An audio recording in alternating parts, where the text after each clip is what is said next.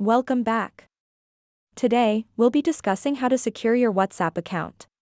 Let's dive in. Enable two-step verification for added security. Go to Settings, Account Two-Step Verification, and set up a unique PIN. Manage your privacy settings. Go to Settings, Account Privacy, and customize who can see your profile picture, status updates, and last seen information. Be cautious with unknown contacts. Avoid sharing personal info, report and block suspicious contacts immediately. Keep WhatsApp updated.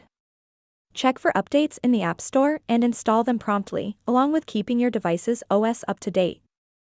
Use biometric authentication if available. Set up fingerprint or face recognition lock for added security. Go to Settings, Account Privacy, Fingerprint Lock/Face Lock. One of the first things you can do to secure your WhatsApp account is to enable two-step verification. And that's it. By following these tips, you can secure your WhatsApp account and protect your personal information.